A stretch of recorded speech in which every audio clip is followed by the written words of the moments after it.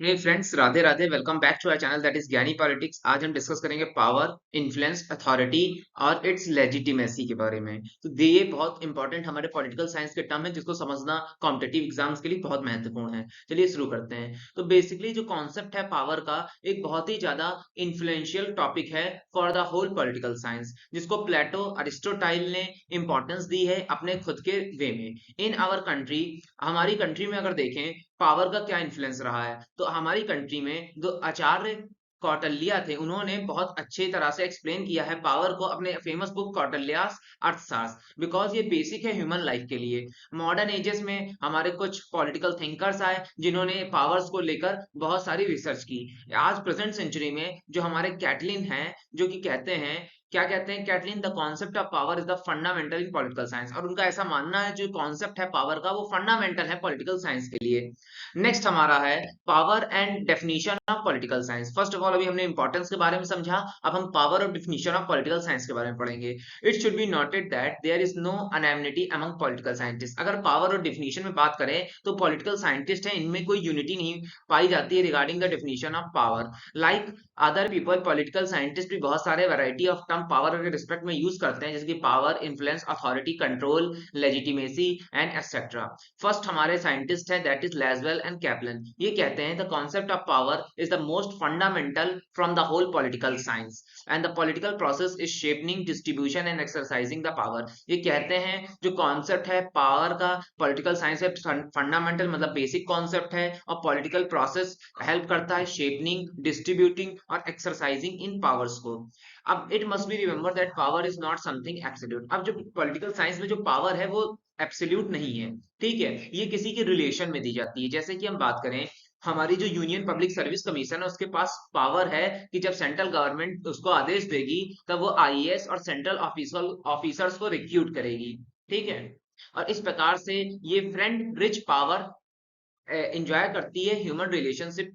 तो दोस्तों अब हम डिस्कस करने जा रहे हैं difference between power and forces. तो फर्स्ट ऑफ ऑल फोर्स होती क्या है, तो अगर एक वर्ड में कहा जाए तो ये मैनिफेस्ट पावर है। फोर्स मतलब है रिडक्शन, लिमिटेशन और इवन बिफोर एलिमिनेशन किसी भी सोशल एक्शन में पर्सन और ग्रुप ऑफ पर्सन का। अब इसका एग्जांपल देखें तो 1935 में हिटलर यूज फोर्स अगेंस्ट यूगोस्लेविया, क्योंकि वो कुछ पार्ट जर्मनी का उनके पास चला गया था Yugoslavia during the treaty of Versailles first world war, और हिटलर उस पार्ट को लेना चाहता था। इसी प्रकार से हिटलर ने पोलैंड को एक्वायर किया सेकेंड वर्ल्ड वॉर में, और इसी इसी प्रकार से सेकेंड वर्ल्ड वॉर शुरू हुई और आगे चलकर सेकेंड वर्ल्ड वॉर में जर्मनी डिफीट हुआ और जर्मनी को दो पार्ट में बांट दिया गया, ईस्ट एंड वेस्ट। ईस्ट को रसिया को दे दिया गया और वेस्ट जर्मनी एलिड फोर्सेस ने ऑक्युपाई कर लिया। नेक्स्ट हमारा आता है that is measurement of power. तो first of all measurement of power एक बहुत इंपॉर्टेंट क्वेश्चन है। हम किस प्रकार से मेजर करें पावर, इसके ओवरऑल 3 वेज बुक्स में दिए गए हैं। पहला, अगर हम बात करें इंडिया और पाकिस्तान की मेजरमेंट ऑफ पावर के लिए, तो इसमें हमको जज करना पड़ेगा दिल्ली और इस्लामाबाद में रूलिंग अथॉरिटी क्या है। तो बेसिकली दिल्ली में कैबिनेट टाइप गवर्नमेंट चलता है जहां पे हेड पीएम है, और उस टाइम पे राजीव गांधी प्रेसिडेंट थे कांग्रेस पार्टी के। अगर हम पाकिस्तान में बात करें, इस्लामाबाद में बेसिकली मिलिट्री डिक्टेटर हैं जाय उल हक, जिनके पास पूरी मिलिट्री की पावर है। अगर सेकंड रूप में बात करें, the major power rely on the judgement made by the people. Second measurement of power है that the judgement rely on the people, कोई भी जजमेंट पीपल के ऊपर कैसे रिले करता है। सेवरल ऑब्जर्वर ने आस्क किया कि इसको जज किया जाए। तो फर्स्ट ऑफ ऑल देखा गया जो संजय गांधी है वो एक्स्ट्रा कॉन्स्टिट्यूशनल सेंटर माने गए पावर के। थर्ड है measure the power on the actual decision making process. Third point है कि अगर हमें किसी भी देश का मेजरमेंट करना है पावर, तो उनका ये चेक करें क्या उनका एक्चुअल डिसीजन मेकिंग प्रोसेस है। जैसे कि इंदिरा गांधी ने with the advice of Sanjay Gandhi and West Bengal के सीएम एंड हरियाणा के सीएम 25 जून 1975 को एक इंटरनल इमरजेंसी लगा दी।